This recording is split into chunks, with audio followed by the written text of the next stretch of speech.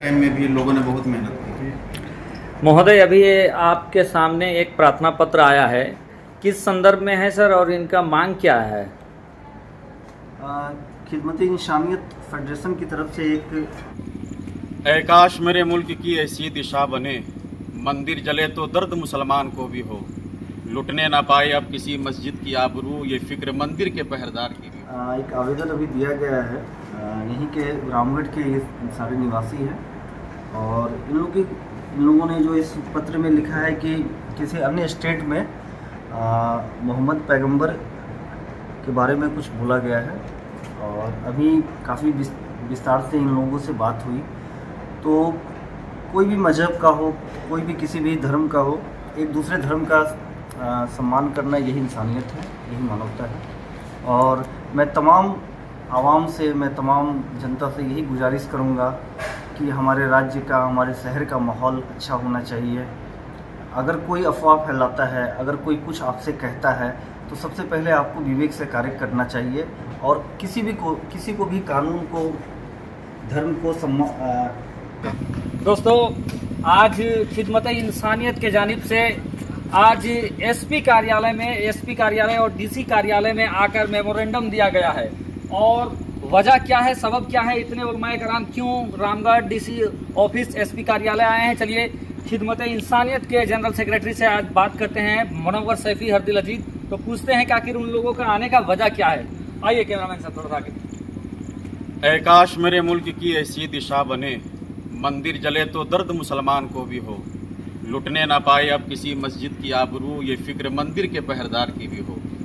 लेकिन आज हिंदुस्तान के बहुत सारे ऐसे नफरती विचारधारा के लोग नहीं चाहते कि हिंदुस्तान में अमन और शांति कायम रहे। आज से 2 साल पहले उत्तर प्रदेश के योगी आदित्यनाथ के शहर से यति नरसिंहन सरस्वती ने नबी के शान में गुस्ताखी की। फिर उसके बाद आज से 1 से 1.5 साल पहले दिल्ली से नुपुर शर्मा ने नबी के शान में बकवास किया।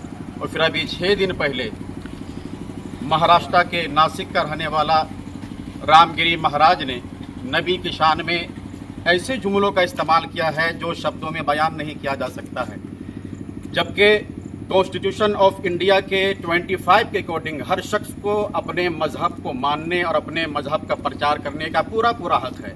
हम लोग किसी हिंदू भाई के देवी देवताओं के बारे में कोई टिप्पणी नहीं करते, लेकिन आज से कई सालों से ये देखा जा रहा है बड़ी तेज़ी के साथ कि आए दिन हम सब के नबी सरकार दो आलम सल्लल्लाहु अलैहि वसल्लम, वो नबी जिससे हम सबसे ज़्यादा मोहब्बत करते हैं, अपने नबी से भी, अपनी जान से भी ज़्यादा हम अपने नबी से मोहब्बत करते हैं। लेकिन कोई भी रामगिरी हो, किसी रामगिरी की दादागिरी नहीं चलेगी।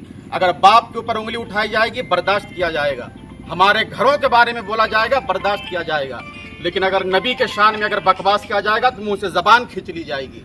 इसलिए मैं गुजारिश करूँगा, हम अपने हाथों में कानून को नहीं लेना चाहते। हम गुजारिश करेंगे, हमें उम्मीद है मुल्क के संविधान से, हमें उम्मीद है उच्च न्यायालय से कि हमें हमारी मांगें पूरी की जाएंगी। और ऐसे लोगों को जो मुल्क के आइन को बर्बाद करने की नापाक कोशिश कर रहे हैं, ऐसे दहशतगर्दों पे बिल्कुल सरकार एक्शन ले और हमेशा के लिए ऐसे लोगों को जेल के सलाखों के पीछे बंद करे। अभी आप लोगों की क्या मांग थी? हम लोगों की मांग बस यही है कि आए दिनों ये हर शहर गली गली ऐसे गुस्ताख, ऐसे खुले सांड पूरे हिंदुस्तान में घूम रहे हैं जो हिंदुस्तान की फसल को बर्बाद कर रहे हैं, ऐसे लोगों को जेल की सलाखों के पीछे डाला जाए। चाहे किसी भी धर्म का हो, किसी भी धर्म के खिलाफ जो शख्स बकवास करता है उसके खिलाफ कड़ी कार्रवाई की जाए। अभी आप लोग आए तो आने का मकसद आप लोगों का क्या था, खुसूसी मकसद क्या था आप लोगों का यहाँ? खुसूसी मकसद बस यही था कि हम लोग खिदमत इंसानियत फेडरेशन ज़िला रामगढ़ के ये पूरी टीम मौजूद है, बिल्कुल शांतिपूर्वक तरीके से एसपी साहब को आकर के और डीसी साहब को हम लोगों ने मेमोरेंडम पेश किया और फिर उनसे आग्रह किया कि इस पर कड़ी कार्रवाई कीजिए और ऊपर तक महामहिम तक इस बात को पहुँचाएँ। एसपी साहब ने क्या कहा आप लोगों? एसपी साहब का रुझान बहुत अच्छा लगा, सारे लोग मिल करके बहुत खुश हुए, उनका रुझान बहुत अच्छा था। उन्होंने ये कहा है कि बहुत जल्द इस पर एक्शन लेंगे और बात करेंगे ऊपर तक। आगे आप लोगों की क्या मंशा है? आगे हम लोगों की यही मंशा है कि अगर इस पर सख्त कार्रवाई नहीं की गई तो अभी तो सिर्फ 25 की तादाद में लोग नजर आ रहे हैं, वरना फिर वो वक्त आएगा कि सिर्फ जिला रामगढ़ नहीं बल्कि झारखंड के हर जिला का चक्का जाम किया जाएगा। चलिए, बहुत बहुत शुक्रिया। और मैं चाहूँगा कि इनके साथ रामगढ़ जिला के एक और समाज सेवी अताउल मुस्तफ़ा साहब हैं, उनसे भी मैं जानना चाहूँगा कि आपका यहाँ पे आने का वजह क्या था। आप भी ज़रा सा कम लफ्ज़ों में वजाहत करेंगे। अताउल मुस्तफ़ा साहब जी, पूरी बात तो हो चुकी है जी। और जनाब मुनव्वर सैफी साहब ने मुकम्मल तफसील और मुकम्मल तफसीली बयान दे चुका है। इन्हीं हवाले से हम लोग सारे लोग एक जगह इकट्ठा हुए हैं और इस गुस्ताख को सलाखों के पीछे भेजने का काम जोरदार तरीके से कर रहे हैं। अच्छा, ये लोग हैं सेक्रेटरी साहब, आखिर ये लोग अक्सरियत क्यों इस तरीके का बयानबाजी देते हैं? इनका वजह क्या है, कुछ बता पाएंगेगा कि ऐसे लोग क्यों भड़काऊ बयानबाजी करते हैं? देखिए, जहाँ तक लगता है अभी महाराष्ट्र में जो चुनाव होने वाला है, ऐसे जुमलों का प्रयोग करके, ऐसे भाषाओं का प्रयोग करके मुल्क के अमन और शांति को भंग करना चाहते हैं। फिर होता यह है कि मुसलमान रोड पर निकलता है, इसलिए कि कार्रवाई उन लोगों पर नहीं होती है, कार्रवाई होती है मुफ्ती सलमान अजहरी के ऊपर, कार्रवाई होती है मौलाना कमर गनी उस्मानी के ऊपर। क्या गलती थी मुफ्ती सलमान अजहरी के? सिर्फ एक शेर कहा था कि कुछ देर की खामोशी है फिर शोर आएगा, आज कुत्तों का वक्त है कल हमारा दौर आएगा। लेकिन सिर्फ एक शेर कहने की बुनियाद पर ना तो किसी धर्म का नाम लिया, ना तो किसी कास्ट का नाम लिया, फिर भी आज 6-7 महीनों से जेल के अंदर बंद है। लेकिन एक खुला सांड जो आए दिन नबी के शान में गुस्ताखी कर रहा है, उसके पर कोई कार्रवाई नहीं होती। कहीं ना कहीं ऊपर की ताकतें उनके साथ शामिल है, यही वजह है कि इन लोगों पर कार्रवाई नहीं होती। चलिए, बहुत बहुत शुक्रिया आप लोगों का। इन लोगों ने बहुत मेहनत की। महोदय, अभी ये आपके सामने एक प्रार्थना पत्र आया है, किस संदर्भ में है सर और इनका मांग क्या है? खिदमत इंसानियत फेडरेशन की तरफ से एक आवेदन अभी दिया गया है।